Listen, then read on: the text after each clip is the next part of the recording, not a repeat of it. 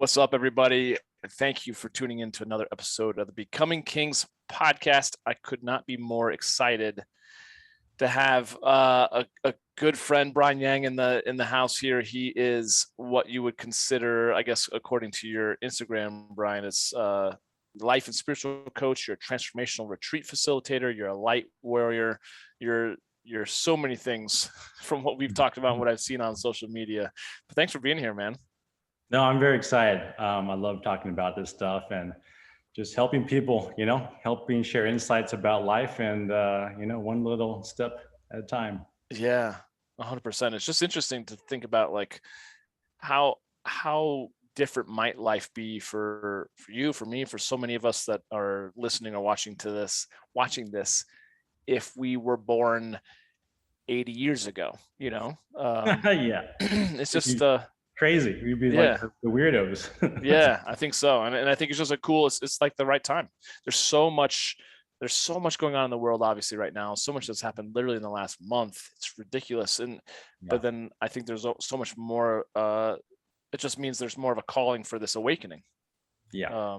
And so why don't you, I mean, you filled me in obviously when we chatted offline, but fill the listeners in on kind of a little bit who you are and your journey, which is a very unique journey, and how you find yourself doing the work that you're doing right now with men and women, with you and your wife, and give that 30,000 foot view of your story, if you don't mind. Yeah. I mean, I started off in life from young adulthood, just chasing the dream of making lots of money and get the women, get the money, get the power, that kind of, blueprint, I suppose, that, we're conditioned to think that is somehow that makes us fulfilled and happy. Like, oh, that sounds fun and exciting. I'm going to do that. Yeah. And so I was able to get that, to a degree. I was able to make a lot of money. I was able to get lots of options and women, and then at the end of the day, like, it just, even with getting all those things, it still wasn't fulfilling. Like, I would realize there would be that first initial excitement. Like when I made my first $100,000, or when I quit my job to work for myself, that was really exciting, right? Yeah. And then that excitement fades, and like I'm left with this feeling where it hasn't really changed too much from before that. Like I still feel kind of like met inside. I don't even know how to describe it. It's not fully fulfilled. Still feeling grateful, having the ability to work for myself. But there's still that itch for more, right? There's always going to be that itch for more. So then when I made my first million, of course, that was like, whoa, really excited. It's really exciting, and like filling in that kind of like self-worth wound where it's like, oh, I'm worthy. Like I'm one of the millionaires now, I've made it.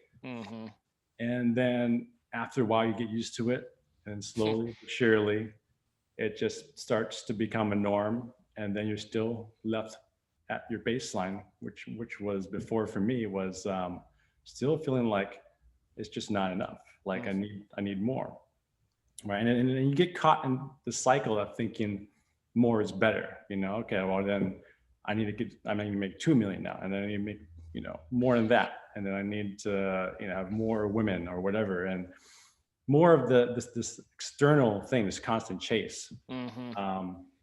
And a lot of that kind of fell on its head when I fell in love for the first time, really deeply, with my wife Danica. And that just really cracked me open. I had feelings of love that I didn't have for most of my life, but it was difficult. It was a very difficult journey, because we both came to the relationship, as most people do, with so much emotional baggage that you're not even aware of. And the people that you are closest to, that you fall in love with, or you just love, family, friends, whatever, spend enough time with them, they're going to trigger the shit out of you. And that's exactly what happened with our relationship. It was just so much triggers, so much of my patterns triggering her patterns, and then she would go into her patterns, which would trigger my patterns. It would just be ping-ponging back and forth. And like, what makes me feel safe makes her feel unsafe, and what makes her feel safe makes me feel unsafe. Mm, It's just like, it's like that trauma bonding, you know, it happens to so many relationships. It's crazy how it happens with the people that are the closest with us, that we fall yeah. most heavily in love with. It becomes the most emotionally challenging. And so Mhm. we went on a massive sort of journey of like trying to like figure out how to make this work, and like doing things like Tony Robbins, right? So I got into Mhm.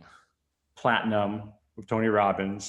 We did a whole year of that, Mhm. and there's a lot of awareness that was developed from that. Um, but you know, there's still like just stumbling blocks. Like the awareness was there, like we know better, but we're not doing better. Like we know better, but when the triggers are intense enough, we're still reverting back to old patterns, and we're just kind of like in this bind where we're kind of stuck. And it doesn't matter how much more head knowledge we try to download, or seminars or whatever, Mhm. the emotional wounds, the childhood wounds, the cry for help inside us, the noise is just so much louder than Mhm. the head, you know, awareness. Amen. And and somehow, you know, long story short, we got introduced to ayahuasca, Mhm. which is a very powerful plant medicine. It's a psychedelic, Mhm. and you know, it just blew our minds apart. It just, our whole concept of reality changed, and we were able to process emotions and traumas that it's just very difficult to get to with like therapy and seminars and talk and logic. It just pulls, this medicines like these just pull all the crap up to the surface. Mhm. You're forced to sit with it. You're forced to face it, you know, and it's difficult to even, some of the traumas are so hard to pull out yourself, that like, that's the beautiful things about these medicines, that it brings it to the surface for you. Like even if you can't access it yourself, Yeah. it'll bring it up. And that's the beautiful thing about it. Is like, it has to be dealt with. You can't just ignore it. You can't Mhm. just think that more money, more a different lover, a bigger house is going to fix the stuff that's inside us. It just doesn't. And so anyways, long story short, we went through like a whole year of doing a lot more ayahuasca and other Mhm. plant medicines, and just going deep into the depths of our souls and trauma, and to like uncover, you know, all the stuff that's been building up over decades, right? Mhm. Mhm. And so we've made so much progress, learned so many things, and and through that, you know, it just became apparent, like, wow, we can also help others along the way. And that's kind of like, I think that is a path. The spiritual path is you learn, you heal yourself, and you continue to do that nonstop, because we're always learning. Yeah. As we're doing that, we're helping others along the way, and then they eventually can help them, other people, and it's an ongoing cycle where you learn as you learn, and then you teach, and then you teach, and you learn, and just teach, learn, teach, learn, teach. Yeah. It just goes on and on and on. Yeah. Yeah. And I think that's just a big part of the path. And so yeah, now we run our own retreats, and you know, I do offer coaching now. I just started offering that. Yeah. But yeah, I mean, we've been through a lot, and we learn a lot, and we continue to learn, and that's what we offer to others as well. It's so cool. I mean, something I want to honor you guys with, which is, I think is rare. And I think I made the mistake in maybe my first marriage was Yeah. that, and then I've also been on the receiving end of it too in other relationships where if you have like an issues based relationship where each other keep triggering each other's issues, Yeah. right? And man, it's like you can love someone so much Yeah. and yet still be like questioning, but do they actually like me? Do I actually like them? I know, it's crazy. I Trauma. love them, but can I actually do life with them? And to I say to honor you guys is because you guys have done the work together. And I think my coach has said like these type of issue-based relationships can work if you both decide to evolve together. Yeah. And I think in my 10 years ago or more, I just wasn't willing to necessarily do the work at the time, Yeah. even though the call was coming from her, like, can we do this? And I was like, Mhm. man, we're fine. Guys are good about kind of minimizing. No, we're good. Like, it's not a big deal. But Yeah. when that's really just coming from a place of fear, right? So what was it for you guys? It's so cool that you guys decided to do the work together, which is so awesome. But then it sounds like there's some sort of like spiritual awakening that you both experienced that changed your life's trajectory, right? What was that in Yeah. doing ayahuasca? And Yeah, I mean, the highlights was like, I mean, everything is a stepping stone. I mean, even, the spiritual path, the path to growth, to healing, to fulfillment, all that is a spectrum, it's a continuum. And so everything leads to one thing and then to the other, and it all culminates to this moment right here. Yeah. And so, I mean, for me, if I were to really say what really set me on the spiritual path is falling in love with Danica for the very beginning.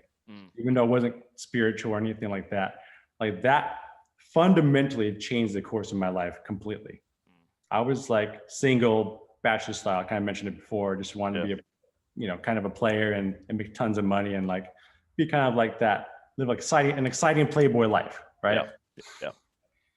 And that was the trajectory, 100%. And then I fell in love with Danica. It was completely, spontaneous. Yeah. Not planned for. And then my life completely changed from then on. And so that's like one pivotal moment.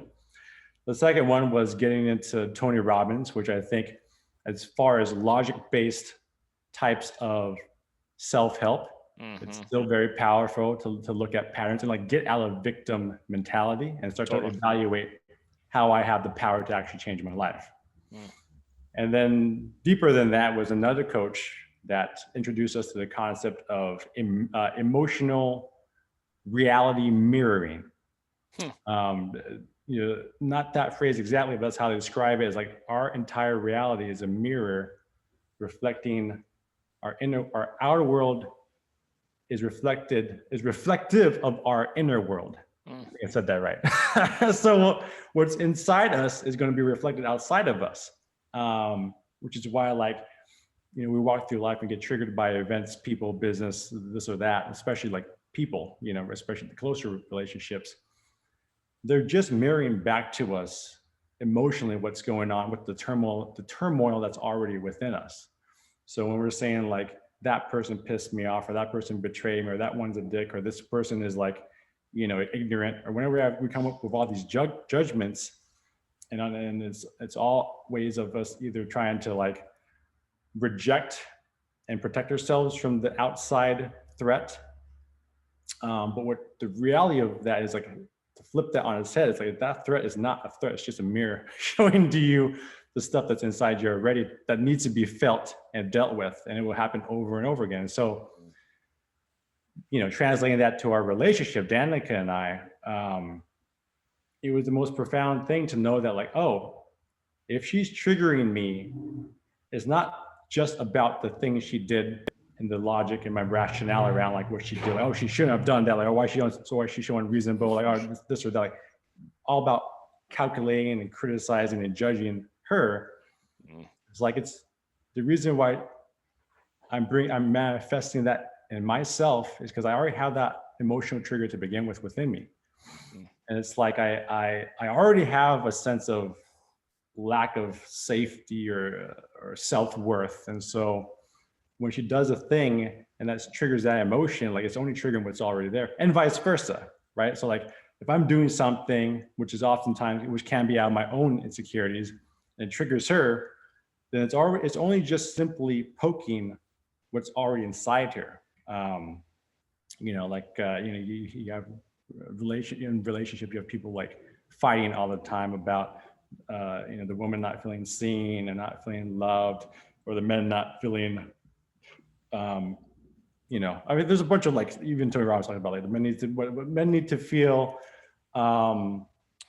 praised and respected, not respected, not criticized, a bunch of other stuff, right? It doesn't even matter what it is. It's just we all have our needs. But those needs are based on the feeling that we don't already have that we don't believe that we have that inside us already, that we have to have something outside of us to validate us, because we don't believe that about ourselves anyways, right? And so that's like the deeper root cause. Is like, let's say she says something and let's say she says something and it triggers me and makes me feel like hurt or angry.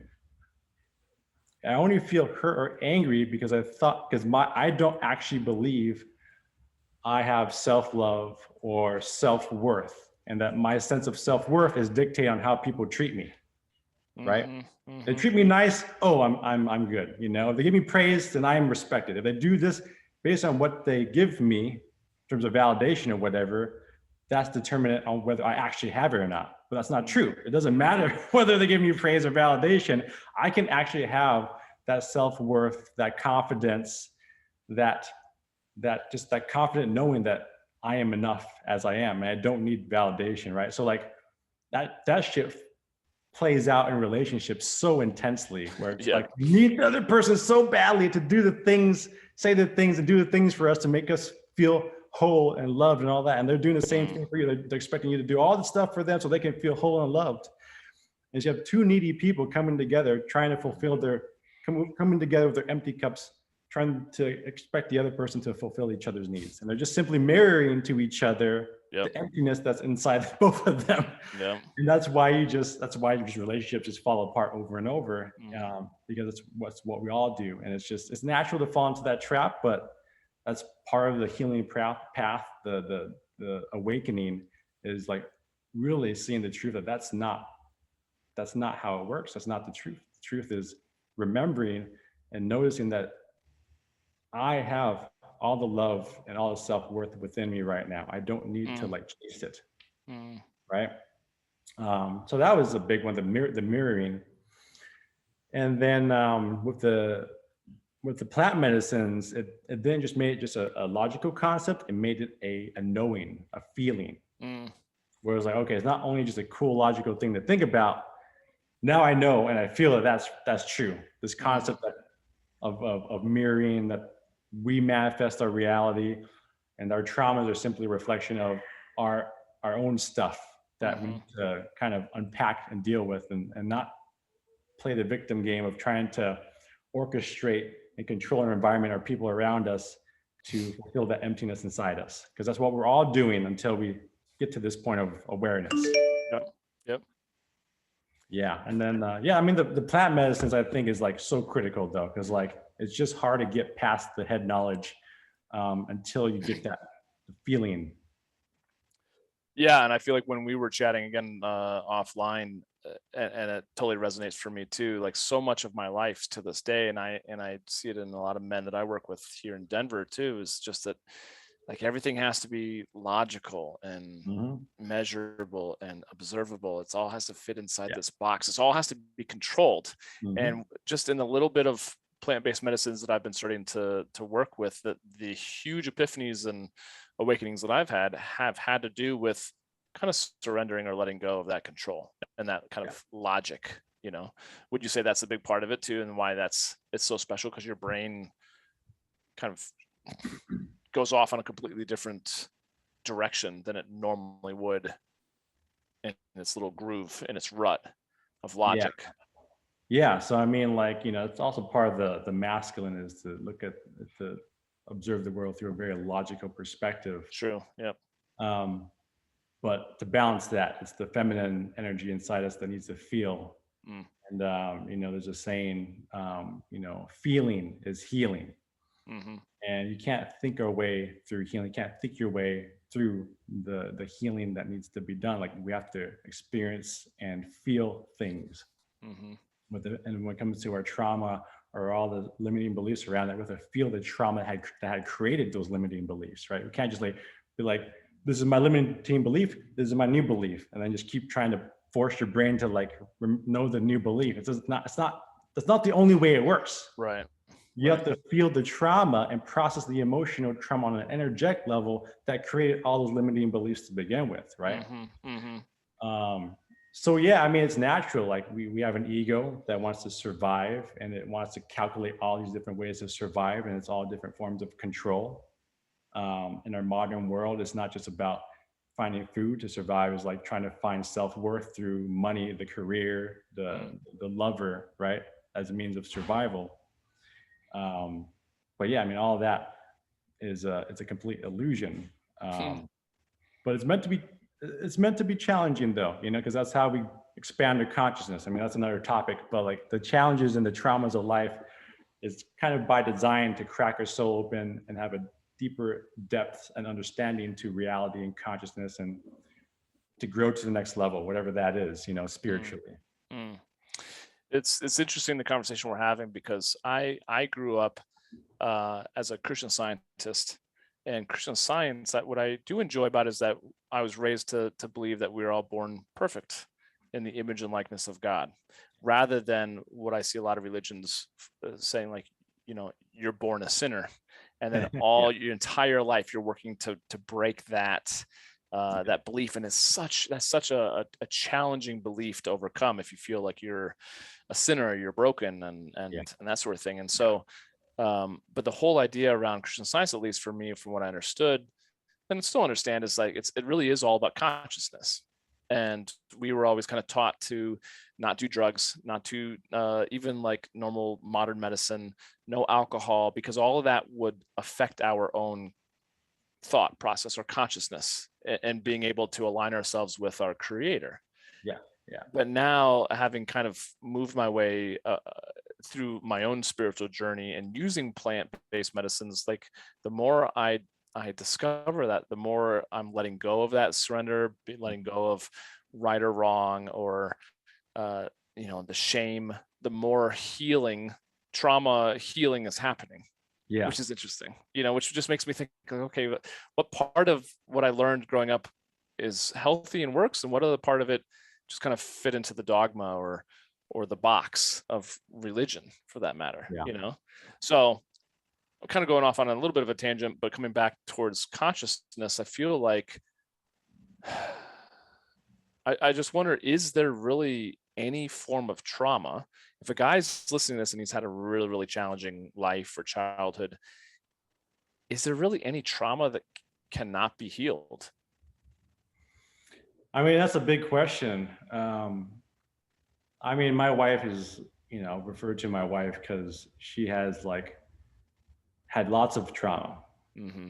um, and lots of, a lot of psychiatrists and doctors with all their diagnoses and all that crap, would say that she wouldn't be able to heal it, or be very, very slim chance, and she would have to be on medication for the rest of her life, right? Mm-hmm. So, sure, according to mainstream sort of, sciences, there are traumas that can't be healed. I believe, in my perspective, that I think pretty much any trauma can be healed, but it has to be matched with the same amount of effort, same amount of energy. Mm-hmm. Sure, like maybe if you have a mild trauma, you can go to therapy, and that might be enough to get around it somewhat. But a lot of us have deep childhood traumas. I mean, I remember there's a statistic somewhere that just popped in my head, like 1 in 4 women have been molested or something like that, Yeah. And that's just what's reported, Yeah. right? Right. That's not just women. I mean, there's men out there that have issues, and not just about sexuality and stuff, but there's all kinds of crap that, that's not even being reported, because they're either not aware of it, they try to ignore it, and they don't even think they'll seek out, whatever. Either way, we all have tons of trauma, and I think it can all be healed with the right amount of effort. But I think it can only be healed if we're ready for the healing. There's some people that are just not ready to want to heal that. And that's another thing too. Like some people, they're going to be stuck in their traumas for the rest of their life to some degree. Oh, hold up. I got cats everywhere. Sorry. Yeah. So it's and just kind of, and that's another topic as well, but everyone has a different level of consciousness. Yeah. Some are ready to sort of quote unquote awaken in this lifetime.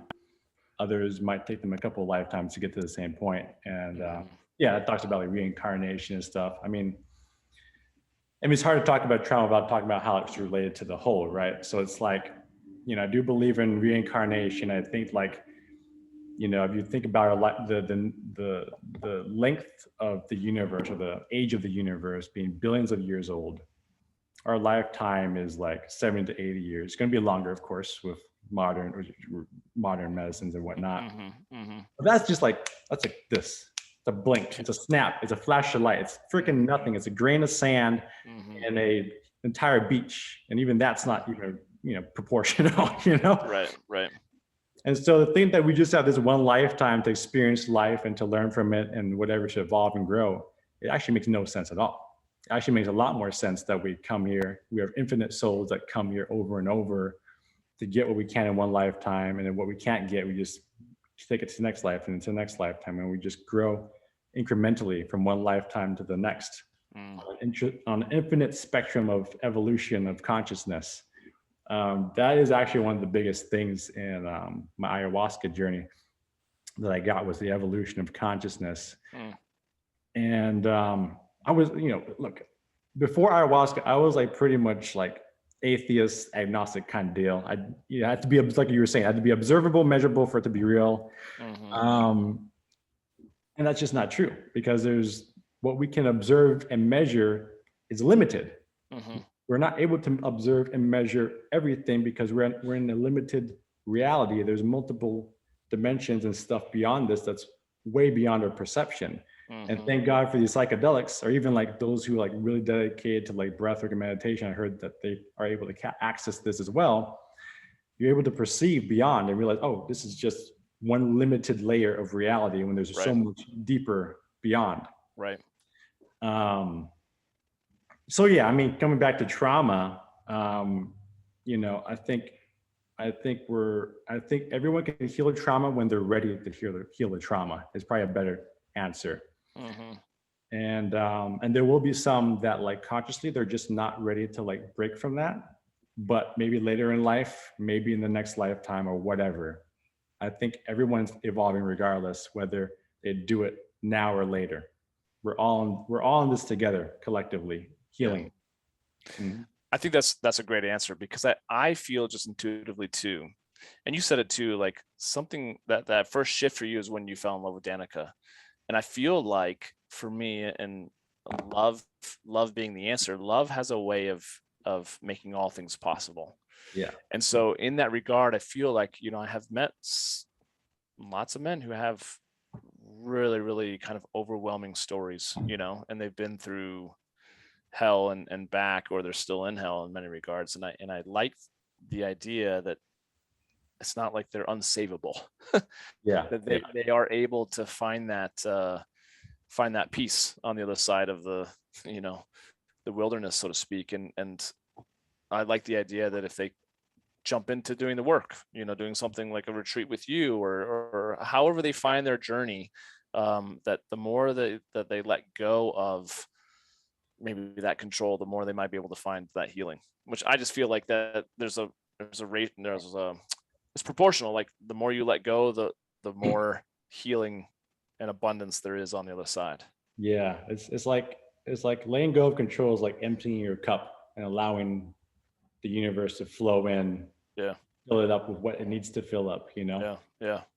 I mean, there's so many spiritual teachers talk about this, but they talk about life like this life force of like a river life force that flows downstream. And you can resist it with our sense of control, thinking we know better, but at the end of the day, it's still going to float downstream.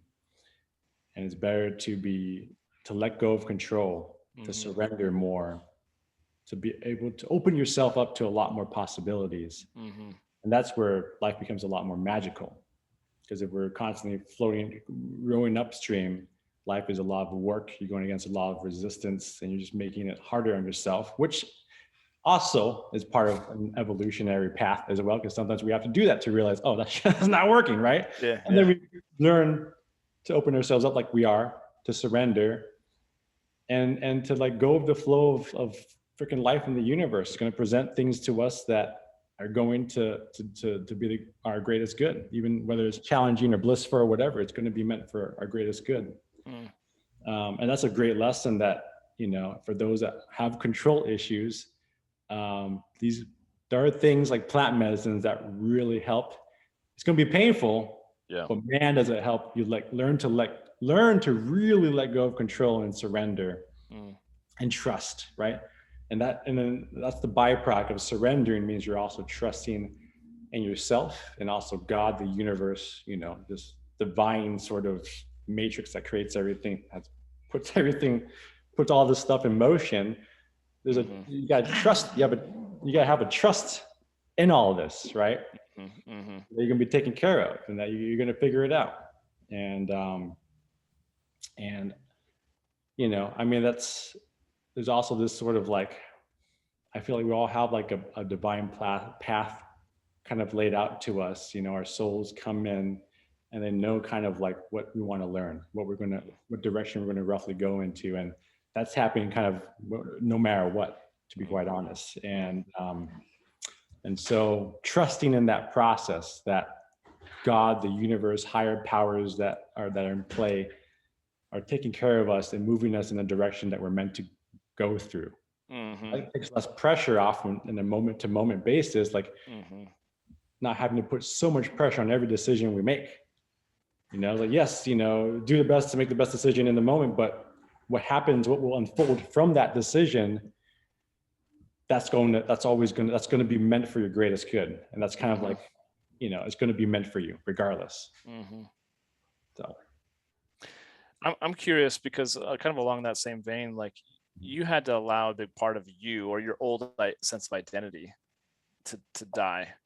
You know, you've gone pretty far from, let's say, like you said, that kind of playboy lifestyle to one of more spiritual awakening. yeah. With humility, of course, because I can only imagine how much work and the courage that you and your wife have exemplified to go into those depths of your own souls to like get to the trauma and to the healing, you know. But what are you, I want to ask you about you and then about your wife, but what are you most proud of, like I said, from a humble place of what you've been able to accomplish in this journey of spiritual awakening? You know, how have you evolved as a man? Oh yeah. I mean, yeah, one thing I'm proud of, and it's an ongoing progression, and it continues to unfold in me, is this love, this openness in my heart that's been opening more and more. I used to be so closed off. I was so disconnected. I just wanted to live in a big city and just chase one exciting thing after the other. Now I'm able to actually genuinely feel pulled and appreciate like nature, animals. You know, I'm even like basically vegan, plant-based or something, you know. I mean, not super strict on it, but like basically vegan, plant-based, whatever. And like I love animals. I could never sorry, cats around me. I could never connect with animals before. I could like look at them and see that they're cute, but there'd be zero connection. It'd just be like staring at an animal and, you know, and that's it. But now I can feel their soul, their consciousness, and I can love them.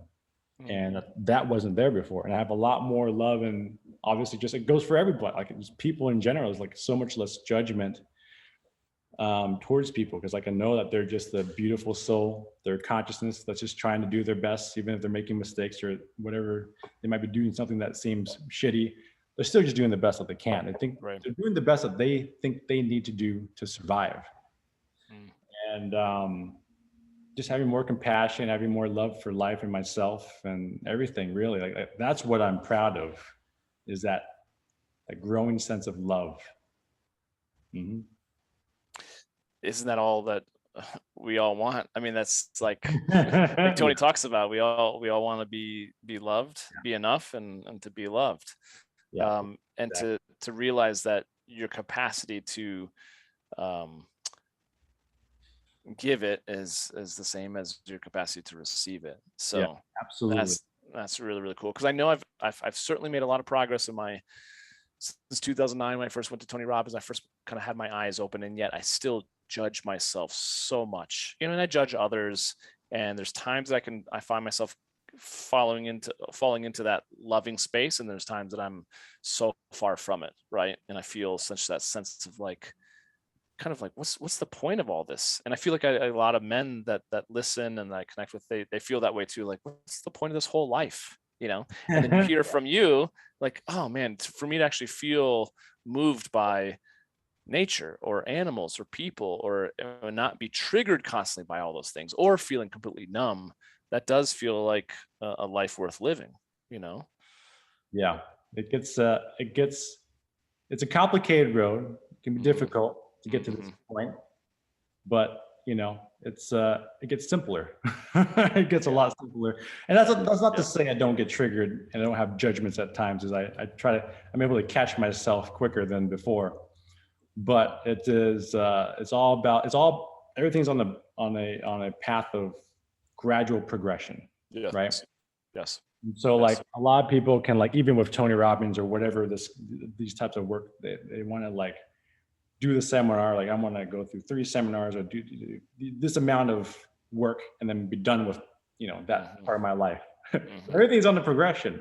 Everything is on like an evolutionary path of progression, and it just gradually, you know, magnifying these things inside ourselves, whether it's love or self-worth or a sense of trust and surrender. Like it's just, you just try to unfold the different layers of it, and it just magnifies over time. Totally. You know, unless you're like, you get to the point of being enlightened and maybe like your Jesus, Buddha level consciousness. I don't know. I'm so far from that. But I'm on my path, you know, wherever that looks like. Sure. And, you know, it's okay. I think, you definitely don't want to judge yourself, even when you're not doing the best you think you should be doing. You're just doing the best in the moment. And if you get triggered, then that's okay. That's still your best in the moment. Just means there's just some parts of yourselves, there's still parts of ourselves inside that still need some more self-love, some unresolved stuff. And just the more you chip away at it, the less those triggers really take hold. They become smaller and smaller over time. And then you can work on the next trigger. And then and life will throw triggers at you. You don't have to chase the triggers, you know? Right, right. No. What have you seen in your wife and her own progress and healing journey, and how has that brought you guys even closer? Because I want to kind of bring it, you know, kind of around full circle to show that in men's work and men doing their own work, it not only allows them to experience amazing things in life, but it also allows them to feel greater depths of love and greater connection, and life is just more abundant, right? Yeah.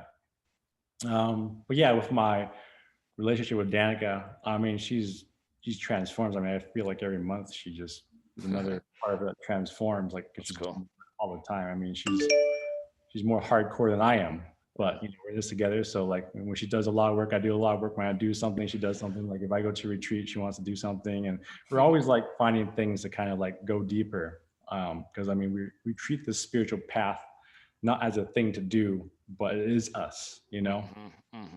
That's cool that you say that, because I do feel like certain people that I've met feel like personal development is a thing to do, or it's used to solve something or fix something or heal something, or it's, you know, and for me it's like I don't feel like it's something to do. I feel like it's just who I am. Yeah. You know? So it's cool that you say that, but sorry, carry on. Very cool. Yeah. So yeah, I mean, Danica has overcome a lot of things. I mean, you know, and she can speak better on it obviously herself, but you know, she's overcome like, you know, suicidal ideation, self-harming. She's overcome abandonment wounds. She's overcome you know, a lot of control issues. And she's overcome a lot of codependency, which is also tied to the abandonment stuff. So like being dependent on the other person to fulfill your own needs. That's not to say that there isn't any of that left. Of course, there's still traces of that. I think we'll always have traces of some of these for as long as we have a human brain, an ego attached to it. There'll be traces of these things, which is why it's good to continually do the work to keep it in check. But like I said, I mean, you can do a lot of the work to knock out how some of these things have like overgrown themselves, right? Control it can be overgrown over decades because you use that muscle so much, or whatever, you know, coping mechanism, which is all just forms of control, really. Yeah, I mean, she's back there. She used to be addicted to cocaine, and like I would say she was addicted to alcohol. You know, it's like all these nasty, dangerous sort of coping mechanisms. She's overcome them. So cool. Like amazing. Yeah, like I was gonna say, but since she mentioned it, she mentioned it. She overcame bipolar, borderline, all kinds of stuff. And it's like, if you had met her the same time I met her and you'd see her today, it's just, they're so far apart. Those people, they're barely even the same person. It is crazy, but it can be done with like serious, dedicated effort and taking this healing seriously and doing the work of facing the stuff we have to face that's uncomfortable and painful and scary. What's so beautiful about this too is that you guys obviously are now paying it forward and you're doing your retreats, men's and women's retreats, because you guys have actually walked. You're walking the talk in a major way, or talking the walk. You did the work and continue to do the work, and now you're teaching others. And cool to see too that you guys have evolved. If you're completely different people from when you met, and yet you guys still love each other, you're still in the relationship together. It's pretty cool to show, because I think some people do get scared about, like, if I'm going to do this work, am I going to lose my loved ones? Am I going to evolve? And sometimes, again, that's part of the surrender, right? You just have to trust. I can add to that. Yeah, I mean, definitely for those around you that are meant to be with you, they will follow your path or their own path, similar to yours, of healing and working on themselves, whatever that looks like. And those that are not ready for that, which is okay. Maybe they're a younger solar consciousness and they're not ready for that kind of awakening. They will just naturally fall off.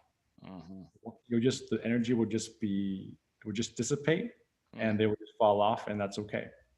And that is part of the process. You're going to lose a lot of the people that you've bonded with over years when you start to do this work.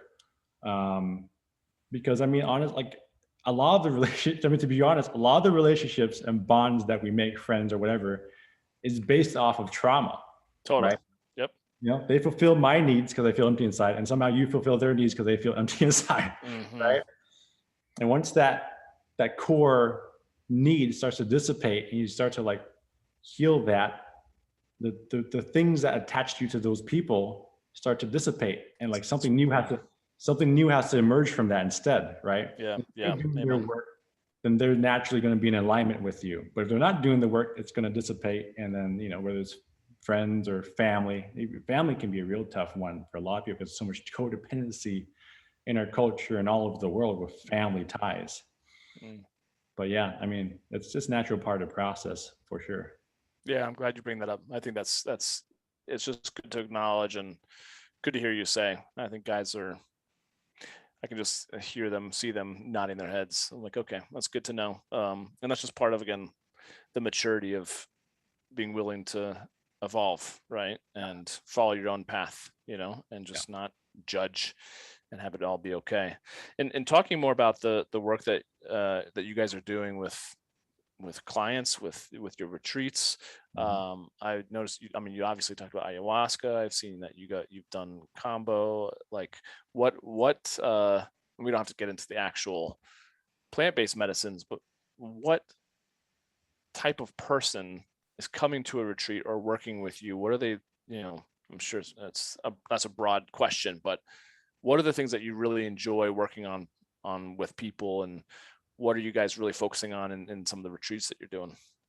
Yeah, I mean, the biggest thing is the trauma healing, which is and dissolving the illusion that we are all separate from each other, right? And it's all connected. The trauma healing, and this awareness of the connectedness of all of us together, that we're all a collective, and this earth that we all share together, and this universe that we all share together. Totally. It's all connected. And so once you heal a trauma, you start to feel this connection more. Right? So it's everything interconnected. But yes, it starts with the trauma healing, because the trauma creates all these freaking patterns and limiting beliefs that hold us back from a more fulfilling life and from being our true spiritual selves, which is a super loving, unconditionally loving soul. And so we try to unpack that, and we use very powerful medicines. Obviously, combo is one. We use another toad medicine that if people want to contact me or my wife, she's like the expert. She's actually my wife is the medicine woman, and she's also a channeler, and like she's been unlocking some crazy shit on her own healing path. Cool. She's the one that serves the medicines during the retreats. So yeah, just for more details on those kind of medicines, just contact us directly, and then we can talk on like Signal or something. Yeah. But yeah, these things are just so powerful. I mean, we have some seminar talk which kind of like helps people develop the awareness, right? The head knowledge. Sure. And we combine that with the medicines which help people get down to the energetic, the emotional processing, right? Release trauma, facing the demons in the closet.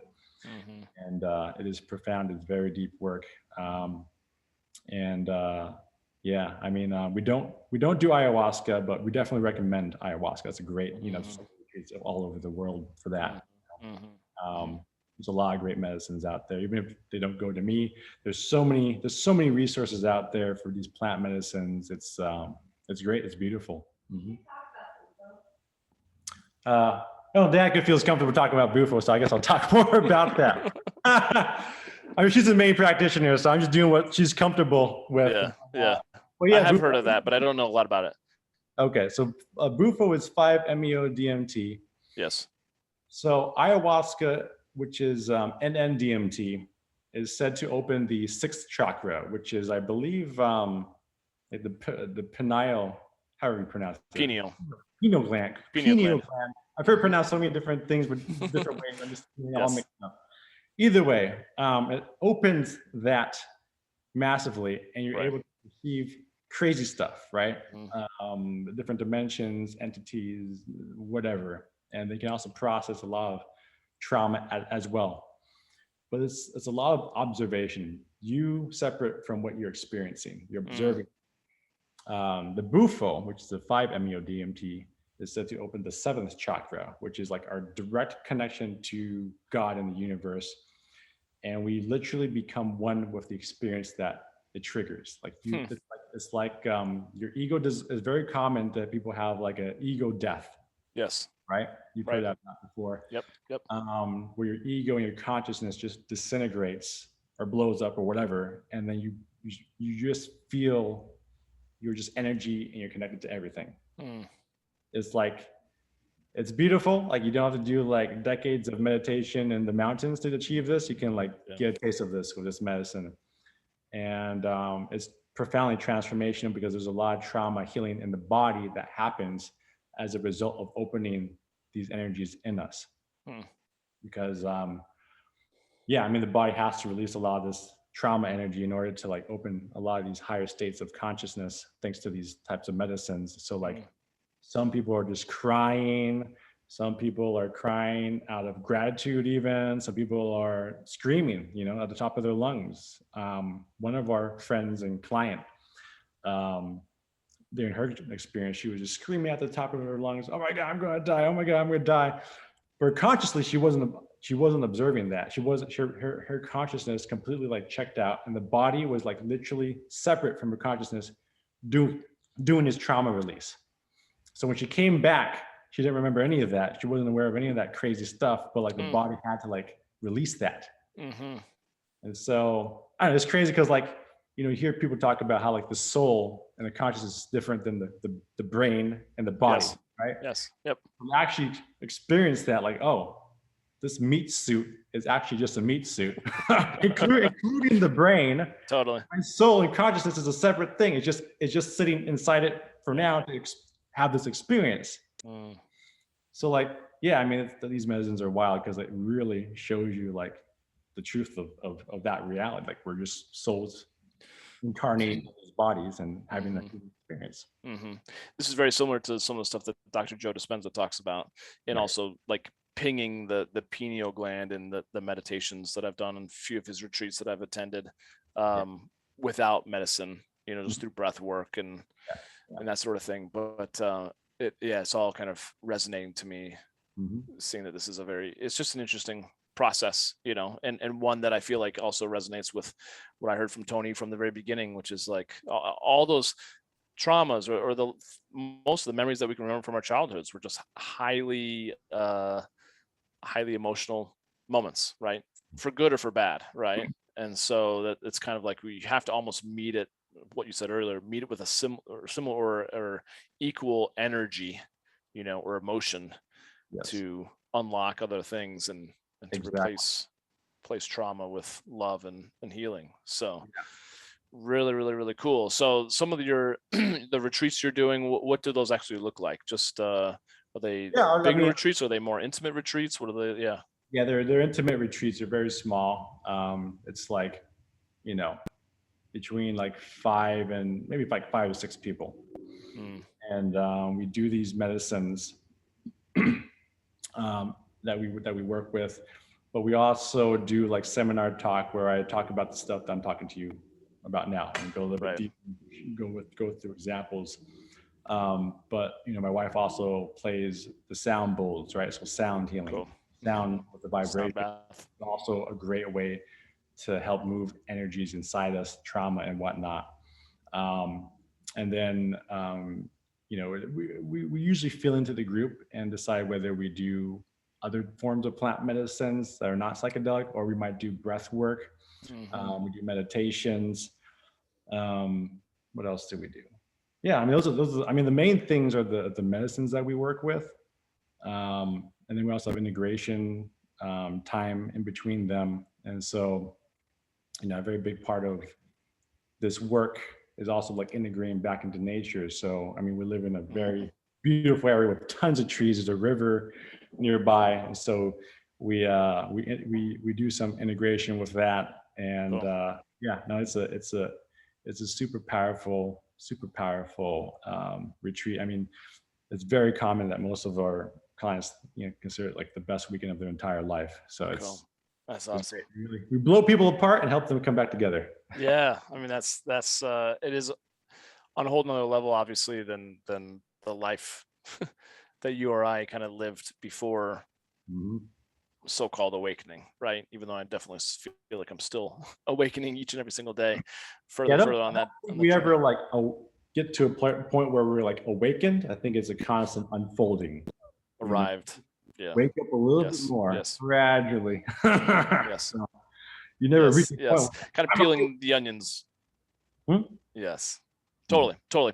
Peeling the layers of the onion, just getting closer and closer to that, Yeah. the core and to love and to truth. Yeah. Well, you mentioned earlier, like, oh, if people want to do this, they just need to get in contact with you or your wife. How can they do that? How can they learn more about Yeah, what just you're up to? follow me. I mean, we just started offering these retreats, so we don't have like a formal um website, but my wife does have a website for her combo practice, which is lovecombo.com. So obviously love, and then combo is spelled KAM as in Mary, BO, Okay. combo, Okay. lovecombo.com. And also you can follow me on Instagram, which is Insta with Brian. That's my handle. You Cool. send me direct. Insta with Brian, all spelled out. You can contact through my wife's website, or you can hit me up directly on Instagram. That's easy enough. A lot of times we don't. Too many people think, oh, they have to get all their website and their marketing materials together. Honestly, sometimes it's just like, okay, resonating with you and what you're up Yeah. to, and just hitting you up through Yeah, instant people message or an resonate. email. It With doesn't my, yeah, need to be any if more people difficult. resonate with me, they'll find a way to contact me. So it'll work out.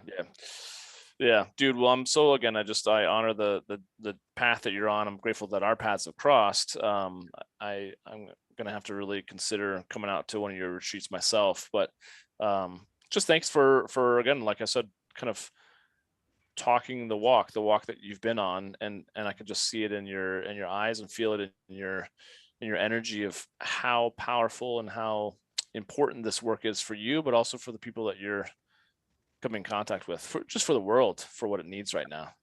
It's really, really cool. So thank you. I honor that very much.